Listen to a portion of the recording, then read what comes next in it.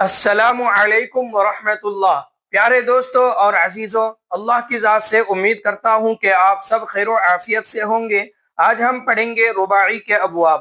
اس سے پہلے ثلاثی مجرد کے 6 ابواب اور ثلاثی مزید فی کے 10 ابواب کو پڑھ چکے ہیں۔ اگر آپ نے ان ویڈیوز کو نہیں دیکھا ہے تو لنک ڈسکرپشن میں ہے، وہاں جا کر دیکھ سکتے ہیں۔ رباعی مجرد وہ فعل ہے جس کی ماضی کے پہلے صیغے میں 4 حروف اصلیہ ہوں اور کوئی زائد حرف نہ ہو۔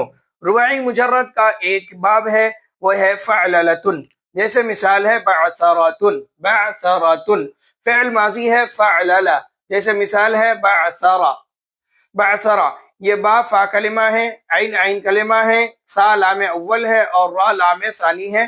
چاروں حروف اصلیہ ہیں، اس میں کوئی زائد حرف نہیں ہے۔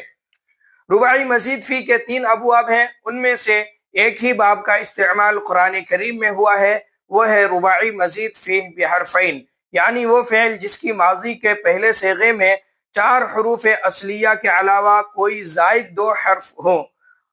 وہ ہے افعلال، وہ باب ہے افعلال، جیسے مثال ہے اقشعرار۔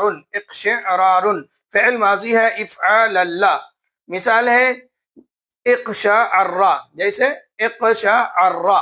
اس میں فا کلمہ سے پہلے حمزہ اور لام کلمہ مشدد ہے، اور مشدد والا حرف، تشدید والا حرف 2 حرف کے قائم مقام ہوتا ہے، تو اس میں ایک را اصلی ہے اور ایک را زائد ہے۔